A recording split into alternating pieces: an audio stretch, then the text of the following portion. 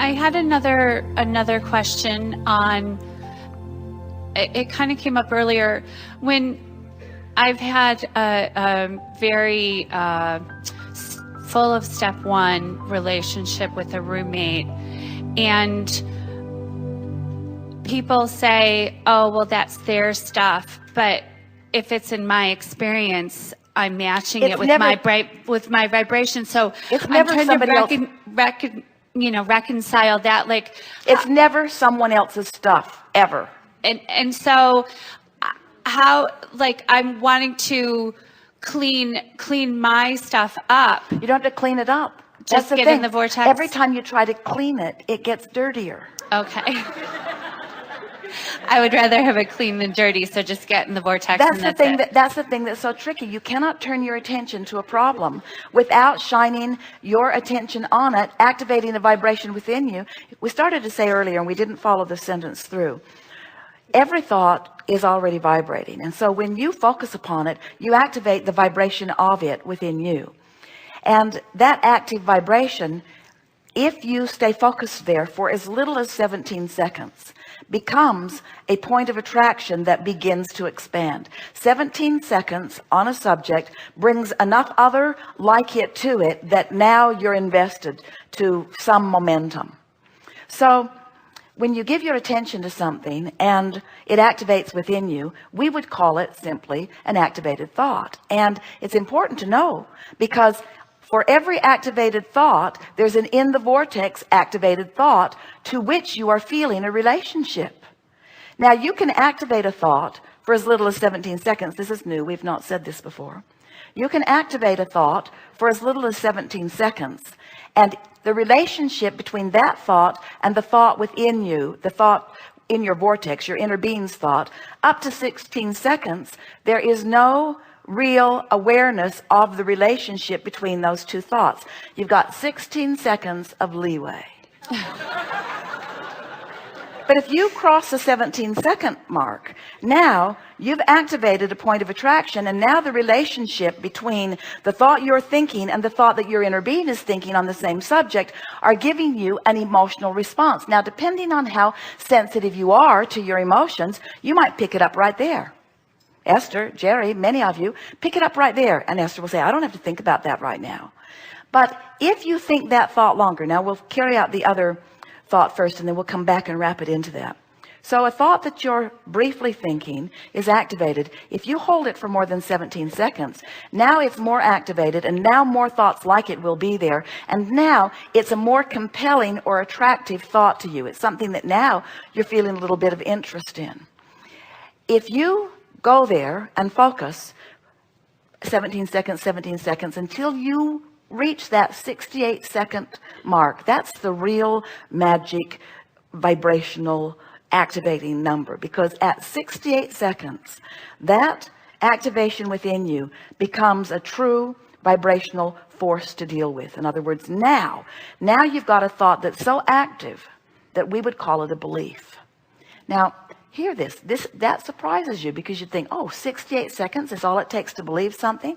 The thing is, we love you very much. You always know something's coming when we say that to you. The thing about it is, most of you don't think your negative thoughts any more consistently than you think your positive thoughts. You're sort of fickle about what you're thinking. So it takes some real drum beating or a real partner who is holding your attention negatively. In other words, it takes quite a bit for those beliefs to form, just like it takes a little bit of work for you to get into the vortex. So let's just leave it simply this.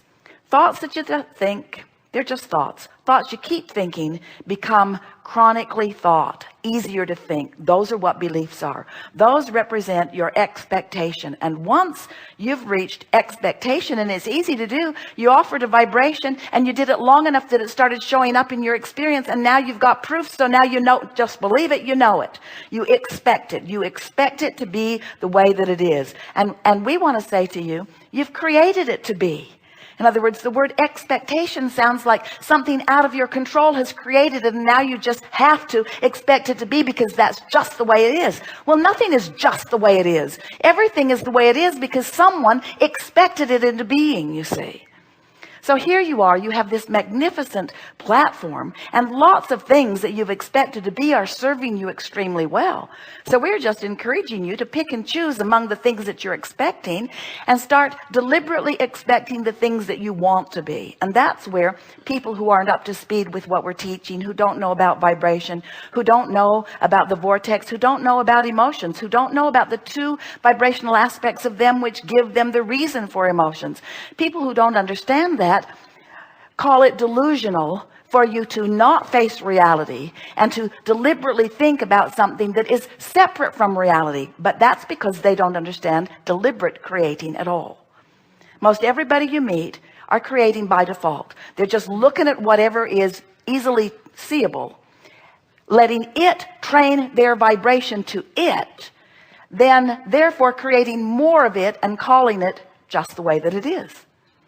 Well, you all know too much. There should have been something on the disclaimer that you signed when you came in indicating that you can't go back, because once you know this, once you know about the vortex, once you know about the larger vibrating aspect of you, now your emotions are really meaningful. And now, of course, there are things that you think because you've been thinking them, because it's easy to expect them, because that's the way this person is. This person is just that way, and it's hard for me to expect otherwise. And we say, might be hard, but it's not impossible. And if you will say to yourself, I'm going to train my expectation to satisfy the good feeling I'm reaching for, rather than trying to satisfy some testimony of truth. Esther, even in the beginning, she would say to us, but Abraham, but it's true. But it's true. Like, shouldn't that give me a pass? Isn't it okay for me to think about it if it's true? And we say, that doesn't count for anything. There are all kinds of things that are true that you don't want to recreate in your experience. That's a terrible reason to give your attention to something. You train your expectation by feeling how it feels to be over there. Is that how you train your expectation when you don't have physical proof of it in whatever instance you're focusing? You train your expectation by your attention to a subject. In other words, it's just by practicing it. You can train your expectation anywhere, just by attention to it. Because if you think it, somebody could tell you a complete lie. They could even make a national holiday out of it.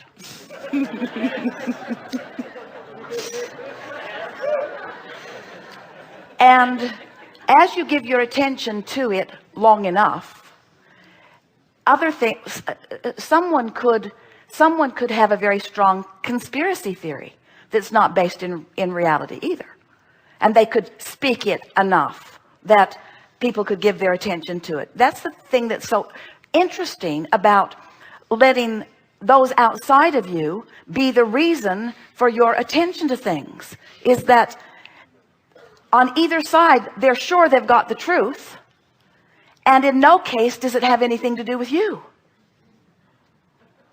Because as you've lived your life, you've created your vortex version, which is the only thing you've got to live up to. And if you don't, you won't feel good.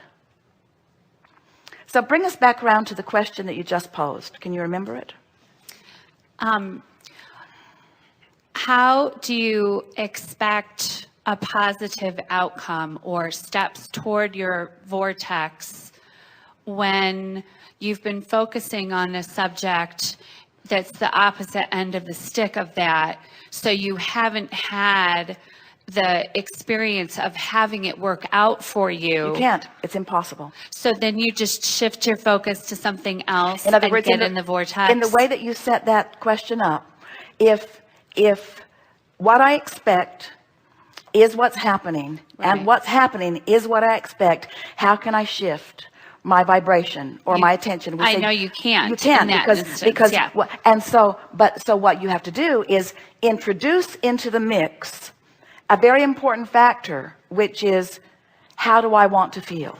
Okay, I can definitely do that. And this Yes. thought feels awful, and this thought feels better, and this thought feels great. So now I'm choosing not based upon what I formerly called fact. I'm choosing based upon what I call the way I feel. I'm choosing based upon what I now know to be my inner being's point of view. You could take a subject, any subject, such as worrying about your children, or worrying about your grandchildren, or worrying about the world's children, or worrying about the beasts of your planet. You could take any subject and focus on it just for a little while and bring yourself right out of the vortex. But there's a very important piece of information that we want to insert here into this dialogue at this point, because you haven't thought about this before, and when you do, you will be forever changed. The spectrum of life experience is huge. There are people living such amazing lives of luxury or joy, but let's put it in the realm of just living life experience. There are people living in comfort that is nearly indescribable, and there are people who are living in discomfort that is nearly indescribable. And the spectrum of life experience is huge, vast difference in the spectrum. But the emotional range is not vast. The range between joy and powerlessness is not vast. It's manageable. Esther said one day when she watched something on television of a terrible plight on a lot of people, and as Esther watched it, it brought her to her knees. She could not stand and see it. It was too awful. And she said, Abraham, if it feels that awful to me to watch that from this distant vantage point of supreme comfort, what must it feel like to those people who are living it? And we said to Esther, they're not taking it as hard as you are. Because it's not about the spectrum of experience. It's the spectrum. In other words, you come as energy beings, and you can't get that far away from who you really are. This is our way of saying, no matter where you are in terms of bodily conditions, in terms of financial conditions, in terms of relationship, no matter where you are in terms of anything, you're not that far from the vortex. You're not that far, you see. And if you listen closely, knowing what you're hearing here, to those people who are speaking their success stories, you know that's true. One day they had nothing, and the next day they were discovered. You see, and how did they? And you think, oh, it's some lucky break. And we say it was vibrational movement that allowed, and in the vortex, rendezvous that led to that, you see. So that's why we get a little animated when we talk to you about this vortex that you can't see. If we can convince you that there is a vibrational relationship that you have the ability to manage, and we can distract you from all those impossible or unmanageable or uncontrollable things that you think you've got to control before you feel better, and we can show you that you can feel better now just because you want to, you'll return to your power. You'll return to the leverage of inside the vortex, and things will shift for you, and they'll shift for you fast. Yes. Thank you. I love you. And you did win the lottery. I know I did. I know. But it doesn't even matter now. I don't even feel like it matters anymore. And I was so tied into Understanding that of the before. vortex and deliberate application and managing of your emotions will give you success no matter what the subject of your interest, no exception. Thank you. I love you so much.